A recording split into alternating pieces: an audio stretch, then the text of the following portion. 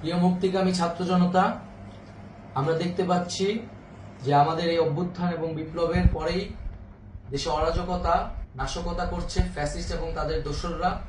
আমরা দেখতে পাচ্ছি যে বিভিন্ন জায়গায় এখন গোলাগুলি চলছে, মন্দিরে হামলা হচ্ছে এবং নাশকতা ও লুটপাট করছে। আমরা মনে করি আমাদের যে ছাত্র নাগরিকদের অভ্যুত্থান তাকে নস্যাৎ করার জন্যই পরিকল্পিতভাবে এই ধরনের ঘটনা হচ্ছে।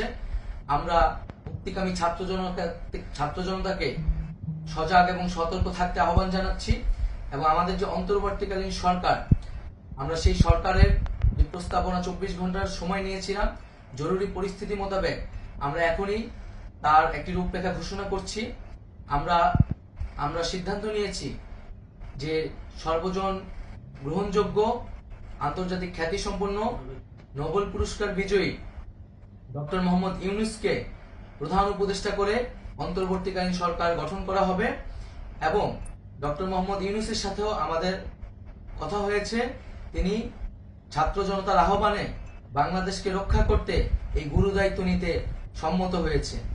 আমরা সকালের মধ্যেই আমরা এই সরকার গঠনের প্রক্রিয়া দেখতে চাই।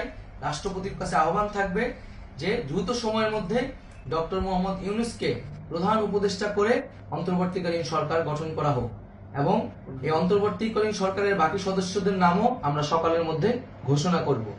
প্রিয় বন্ধুগণ, দেশে যে অরাজকতা চলছে, মানুষের জীবনের নিরাপত্তাহীনতা চলছে, সেজন্য আমরা রাষ্ট্রপতির কাছে আহ্বান জানাচ্ছি দেশে আইন শৃঙ্খলা পরিবেশ ফিরিয়ে আনার জন্য দ্রুত সময়ের মধ্যে কার্যকর ব্যবস্থা নিতে হবে এবং আইন শৃঙ্খলা বাহিনীকে সহযোগিতা করার জন্য মুক্তিকামী ছাত্র জনতাও রাজপথে থাকবে এবং অন্তর্বর্তীকালীন সরকার গঠন না হওয়া পর্যন্ত মুক্তিকামী ছাত্র জনতাকে রাজপথে থেকে তাদের যে অভ্যুত্থান, সেই অভ্যুত্থানকে রক্ষা করতে হবে। প্রিয় বন্ধুগণ, আমরা রক্ত দিয়েছি, শহীদ হয়েছি।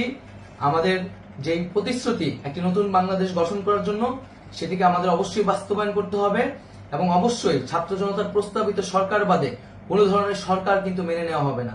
আমরা বলেছি কোনো ধরনের সেনাশাসিত সরকার অথবা সেনা সমর্থিত সরকার অথবা এই ফ্যাসিস্টদের দোসরদের কোনো বি টিম সরকার কিন্তু আমরা মেনে নেব না। কোনো গণবিরোধী সরকারকে মেনে নেওয়া হবে না।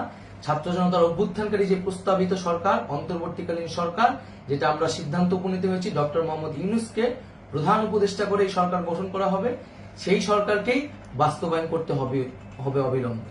আগামীকাল সকাল থেকে সকলকে আহ্বান জানাচ্ছি রাজপথে থাকার জন্য এবং আমাদের যে সাম্প্রদায়িক সম্প্রীতি এবং রাষ্ট্রীয় সম্পদ রক্ষা কমিটির ঘোষণা হয়েছে বৈষম্যবিরোধী ছাত্র আন্দোলনের নেতৃত্বে, সকল পাড়ায় পাড়ায় এলাকায় এলাকায় সেই কমিটি পাহারায় থাকবে। আমাদের সংখ্যালঘু কমিউনিটিকে আমাদের রক্ষা করতে হবে, রাষ্ট্রীয় সম্পদ এবং এই দেশকে রক্ষা করতে হবে আমাদের।